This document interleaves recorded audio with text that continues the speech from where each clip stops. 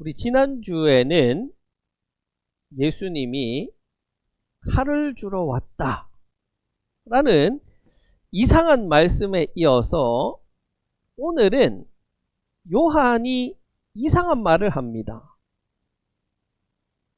예수님이 메시아인지 모르겠다는 거예요. 3절에서 요한은 제자들을 보내 이렇게 말합니다. 오실 그분이 당신이십니까? 아니면 우리가 다른 사람을 기다려야 합니까? 이 말이 우리에게 이상하게 들리는 것은 두 가지 이유가 있기 때문입니다. 먼저 하나는 예수님이 공생의 사역을 시작하면서 요한에게 세례받을 때 요한은 분명히 예수님을 향해서 당신은 하나님의 아들입니다 라고 고백했습니다. 그런데 이제 와서 모르겠다는 겁니다. 다른 하나는 오늘 본문 2절에서 마태가 이렇게 이야기합니다. 그런데 요한은 그리스도께서 하신 일들을 감옥에서 전해 듣고, 예수님의 그리스도로서의 사역을 감옥에서 전해 들었다는 거예요. 그리스도는 헬라어고 메시아는 히브리어입니다. 기름 부음 받은 자라는 같은 말이에요. 그리스도로서의 사역을 전해 들었으면 믿음이 생기고 그렇구나 그리스도이십니다 라는 신앙 고백을 해야 되는데 도리어 모르겠다는 거예요. 이상하잖아요.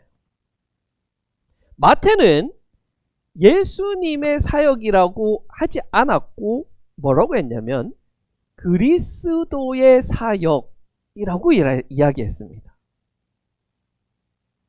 예수님이 그리스도이십니다 라는 신앙 고백을 마태는 자신 있게 하고 있지만 요한은 의심하고 있는 거예요. 그 믿음 좋아 보이던 요한이 왜 의심하게 됐을까요? 오늘 요한은 왜 이런 이상한 말을 하고 있는 걸까요? 예수님이 하신 일을 듣고 보고 의문이 들었다는 것은 자기가 생각하는 메시아상과 예수님의 행동이 맞지 않았기 때문입니다. 마태복음 3장에서 요한은 뒤에 오실 메시아를 증언하면서 이렇게 말했습니다. 도끼를 이미 나무 뿌리에 갖다 놓았으니 좋은 열매를 맺지 않는 나무는 다 찍어서 불 속에 던지실 것이다. 누가? 메시아가 오시면은 열매 맺지 않는 나무는 찍어서 불에 던질 것이다 라고 예언했습니다. 감을 딸 때가 되었어요. 근데 감이 하나도 열리지 않습니다. 그 나무는 쓸모가 없죠. 도끼로 찍어서 땔감으로 씁니다. 언제? 요한은 이미라고 합니다. 이미. 요한은 메시아가 오면 메시아는 악한 것들, 열매 맺지 않는 것들을 심판하여서 정의가 세워지는 나라가 당장에 이루어질 것이라고 기대하고 예언했습니다. 바리새인과 사두개인들을 혹독하게 비난하는 것은 기다려봐라 너희들. 지금은 잘난 체 하지 메시아가 오면 너희들 다 벌하실 것이다. 너희들 이제 끝이야.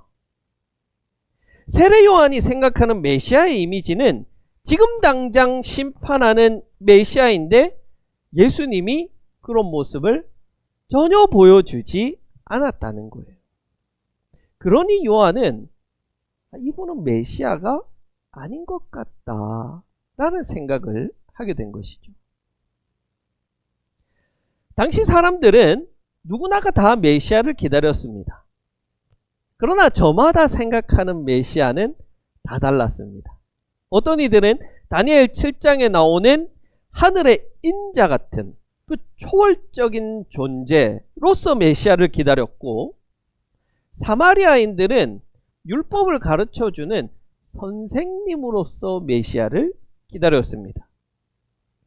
유대인 대부분은 다윗 왕가의 혈통을 이어받아서 다윗의 후손으로 태어나 로마의 압제로부터 우리를 구원해줄 정치적 메시아를 기다렸고, 제사장 계통은 완전한 대제사장으로서의 메시아를 기다렸습니다. 이처럼 저마다 생각하는 메시아가 모두 달랐습니다.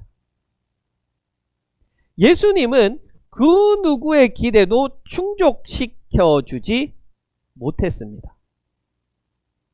단지 하나님의 기대만 충족시켜준 메시아로 이 땅에 오셨습니다.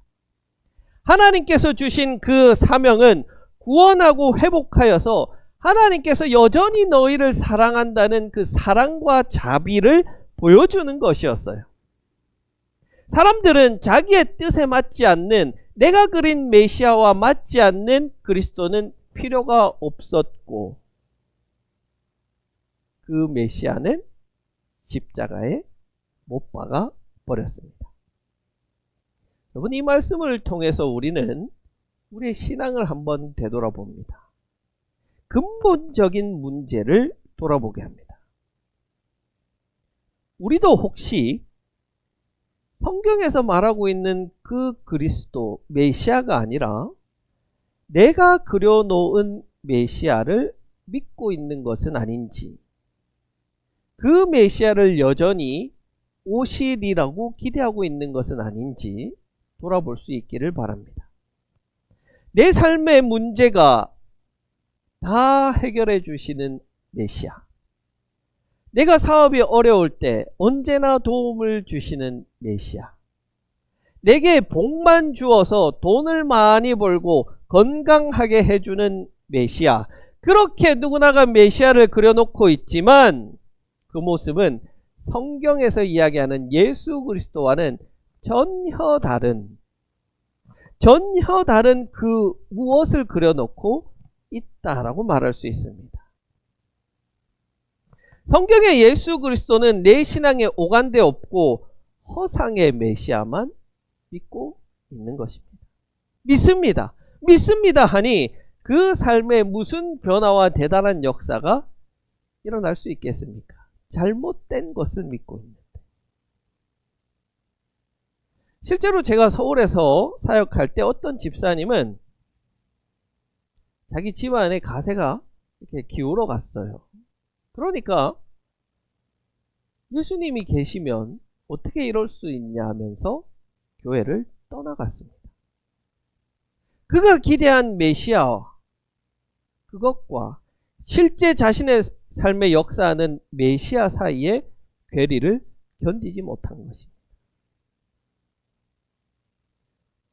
우리는 계시로서 말씀, 하나님께서 우리에게 보여주시는 말씀에 근거한 예수, 하나님, 메시아, 그리스도를 믿어야 합니다.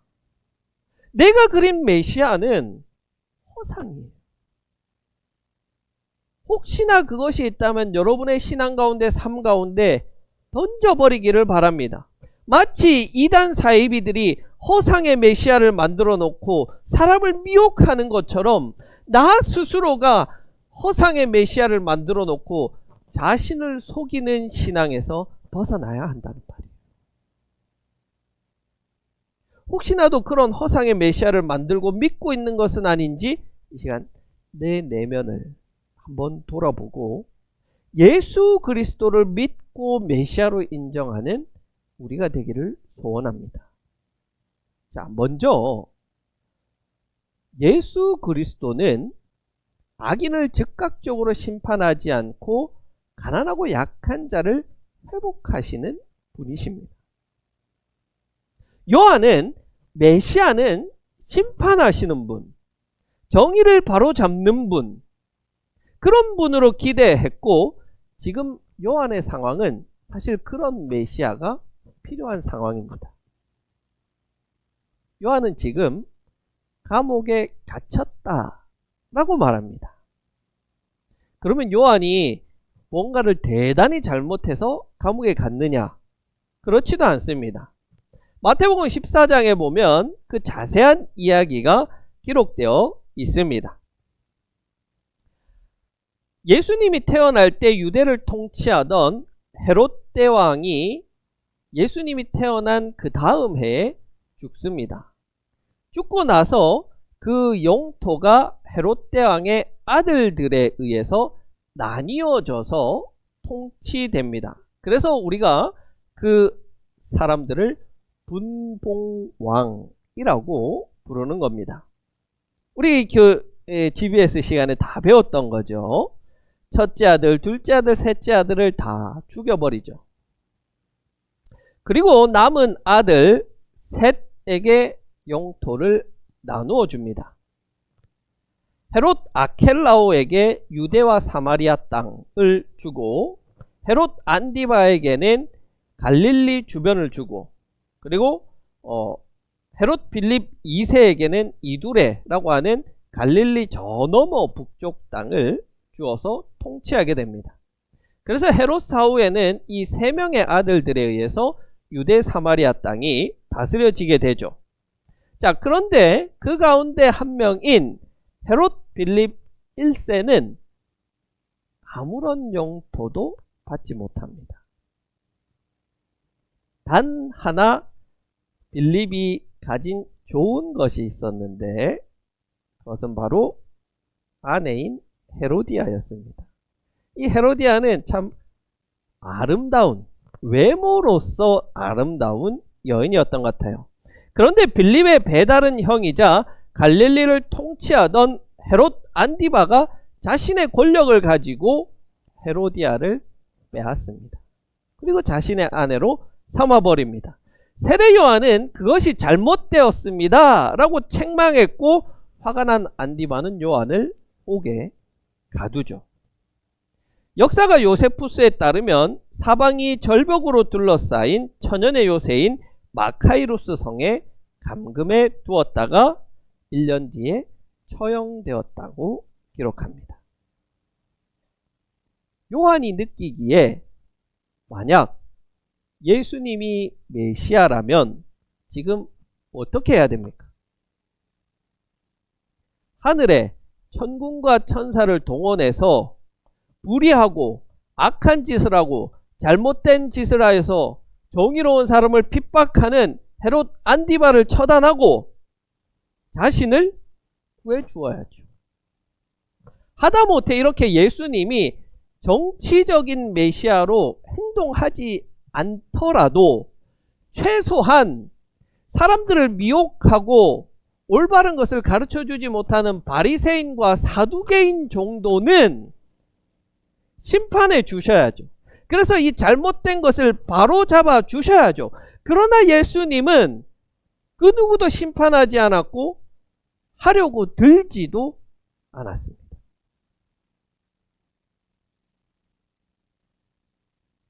그저 예수님은 무슨 일을 하셨느냐? 5절에 보니까 눈먼 사람 고치고 다리 저는 사람 고치고 가난한 자에게 복음을 전하고 회복하는 데만 집중하셨던 거예요. 요한이 기대한 메시아는 아니었지만 그리스도는 심판자가 아니라 구원자였습니다. 회복하는 분이었습니다. 예수님은 요한복음 12장 47절에서 이렇게 말합니다. 어떤 사람이 내 말을 듣고서 그것을 지키지 않는다 하더라도 나는 그 사람을 심판하지 않는다. 나는 세상을 심판하러 온 것이 아니라 구원하러 왔다. 메시아는, 구원자는 적극적이고 즉각적인 심판을 하는 분이 아니라는 말이에요. 심판은 하나님께서 종말의 때에 하실 것입니다. 예수님도, 메시아도, 그리스도도 사람을 즉각적으로 심판하지 않는데 우리는 그렇게 사람을 정죄하고 심판하고 판단합니다. 그리고 그렇게 하지 않는 메시아를 향해서 불평하고 불만합니다. 하나님 적어도 저 사람이 저렇게 하면 하나님께서 벌 내려야 되는 거 아니에요? 저렇게 악한 사람에게는 하나님의 즉각적인 심판, 번개 맞아서 죽어야 되는 거 아니에요? 그렇지만 심판은 하나님의 것입니다. 우리는 이렇게 해야 됩니다. 로마서에서 이렇게 말합니다. 사랑하는 여러분, 여러분은 스스로 원수를 갚지 말고 그 일은 하나님의 진노에 맡기십시오. 성경에도 기록하기를 원수 갚는 것은 내가 할 일이니 내가 갚겠다고 주님께서 하신다고 하였습니다. 원수와 정의는 누가 갚아줘요? 하나님이 갚아줘요. 내가 미워하는 마음이 있더라도 원수를 갚지 말고 하나님 저 인간 벼락맞게 해주세요 기도하지 말고 대신 어떻게 할까요? 내 원수가 줄이거든 먹을 것을 주고 그가 목말라 하거든 마실 것을 주어라. 그렇게 하는 것은 내가 그의 머리 위에다가 숯불을 쌓는 셈이 될 것이다 하였습니다. 악에게 지지 말고 선으로 악을 이겨라. 선으로 악을 이기십시오. 사랑으로 자신의 악함을 부끄럽게 만드십시오. 예수 그리스도께서 끝까지 원수를 사랑하심으로 사랑을 보여주신 것처럼 그리스도의 사랑을 보여주는 우리가 되기를 바랍니다. 두 번째 그리스도의 사역은 심판이 아니라 약한 자에 대한 회복입니다. 가난한 자, 눈먼 자, 다리 저는 자, 나병 환자의 회복인데 특히 오늘 말씀에서는 예수님이 이렇게 말씀하세요. 6절입니다. 나에게 걸려 넘어지지 않는 사람은 복이 있다. 바로 이들, 예수님 때문에 걸려 넘어진 자에 대한 회복이에요. 이게 무슨 말이냐면 여러분 안타깝게도 자기만의 메시아 그리스도를 그린 사람들은 진실된 메시아 사실로서의 메시아의 실체를 보게 되면 걸려 넘어지는 거예요. 거기에. 그리고는 교회를 떠나고 그리스도를 떠나고 하나님을 떠납니다. 그리고 뭐라고 이야기하냐면 교회에서 상처받았다 그래요. 그건 교회에서 상처를 받은 게 아니고 자기가 잘못된 메시아를 그리고 있었기 때문에 그런 거예요. 우리도 똑같이 자기만의 메시아를 그립니다. 가지고 있습니다. 그러나 우리는 그 메시아를 그리고 있음에도 예수를 떠나지 않고 교회를 떠나지 않고 잘 신앙하는 것은 내가 잘나서 내 신앙이 좋아서 내 믿음의 분량이 커서가 아니고 그게 뭐라고요? 하나님 주시는 복이라는 말이에요. 이해되세요, 여러분? 여러분은 하나님 주시는 복받은 사람들이라는 말이에요. 사실은 우리도 예수님 때문에 맨날 걸려 넘어져요. 그리고 그게 올바른 신앙이에요. 안 걸려 넘어지는 사람은 예수님, 메시아를 제대로 신앙하지 않기 때문에 그래요. 제대로 예수님을 믿는 자들은 날마다 걸려 넘어지게 되어 있어요.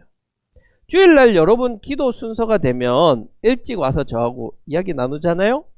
그게 너무 중요한 시간이에요. 여러분 5분 10분인데 좀 조금만 일찍 오셔서 저하고 이야기 좀 해요. 네. 여러분 성주에 계시는 그 삼촌 아시죠? 그 스님 같으신 분. 저에게 와서 답을 찾았다고 말씀하셔요. 얼마 전에 제가 청년 하나랑 상담했는데 그 청년이 제가 답을 줬다는 거예요. 제가 그런 사람인데 우리 교인만 모르는 것 같아. 답을 주는데 그 시간에 여러분들과 이렇게 이야기하면 이번 주에 이런 일들이 있었는데 제가 마음이 아팠고 넘어졌고 그런데 내가 참았습니다. 내가 이렇게 했습니다. 남편 꼬라지가 보기 싫었지만 그래도 내가 사랑해 줬습니다. 잘했어요. 여러분 그게 뭐냐면 그게 걸려 넘어지는 거예요. 그게 넘어지는 거예요. 안 넘어지면 되잖아요. 어떻게? 나도 똑같이 욕하면 되거든요. 나도 똑같이 쓱 내면 되거든요. 나도 똑같이 싸가지 없게 하면 돼요. 그럼 나 안 넘어지죠. 다 풀어내잖아요. 그러나 우리는 그리스도를 닮는 그리스도인으로서 내가 참습니다. 내가 아픕니다. 그건 뭐냐면 그리스도 때문에 내가 걸려 넘어지는 거예요. 제가 뭐라 그래요? 예수 믿는 게 죄다. 그거 어떻게 하냐? 그래도 여러분은 끝까지 그걸 사명으로 여기고 끝까지 예수 믿은 사람이니 복받은 사람이지. 그러나 많은 분들은 이거를 견디지를 못하는 거예요. 예수 믿으면 다 잘 돼서 좀 모든 게 술술 잘 풀리면 좋겠는데 예수 믿어도 안 되는 거예요. 그러니 그리스도에게 걸려 넘어지고 교회를 떠납니다. 상처받았다 그래요. 그런 분들이 얼마나 많습니까? 우리 교단만 해도 매년 10만 명씩 줄고 있습니다. 자연스레 죽고 전도가 안 돼서 주는 게 아니고 걸려 넘어져서 교회에 떠나는 사람들이 그렇게 많다는 거예요. 우리 주변에도 많은데 우리 교회는 바로 그런 이들을 회복시키는 사명, 그리스도의 사명을 부여받은 교회라는 말이에요. 다른 교회 잘 다니고 있는데 우리 교회로 데리고 오라는 말이 아니고 걸려 넘어져서 예수님의 품을 떠난 이들이 우리 교회에서 복음으로 회복되어서 다시 신앙의 자리로 찾아가는 게 우리의 사명인 것 같아요. 그래서 저는 우리 교회에서 예배드리고 다시 교회에 가고 싶은 마음이 생겼어요. 회복되어지고 주님 사랑을 느꼈어요 라는 말이 가장 기쁜 말 같아요. 우리가 이번에 천국잔치를 잘 준비해서 이 그리스도의 사역, 회복시키는 사역을 잘 발휘했습니다. 천국잔치를 통해서 다시 신앙을 회복하고 교회 나가고 싶다, 예배드리고 싶다는 분들이 여러 명 있었습니다. 여러분의 수고와 노력 덕분 앞으로 계속해서 우리 교회는 이렇게 걸려 넘어진 자들을 회복시켜서 주님 앞으로 돌이키는 일에 수고와 노력을 하는 교회 되기를 소원합니다. 그것을 위해서 여러분 같이 기도하면서 함께 동참해 주십시오. 오늘 말씀은 우리에게 세 가지 짧고 분명한 것을 요구합니다. 첫째, 지금 당장 자신의 메시아상을 점검해 보십시오. 내가 믿는 예수는 누굽니까? 내 마음에 만들어둔 허상이 있다면 그것을 내어버리고 말씀이 증언하는 참된 메시아인 예수 그리스도를 믿을 수 있기 바랍니다. 둘째, 타인을 정죄하고 심판하려는 마음을 버리십시오. 심판은 하나님께 맡기고 우리는 선으로 응대합시다. 원수에게 냉수 한 그릇 주는 삶으로 응답하십시오. 마지막 세 번째로, 교회는 약한 자들을 회복시키는 사명에 헌신합니다.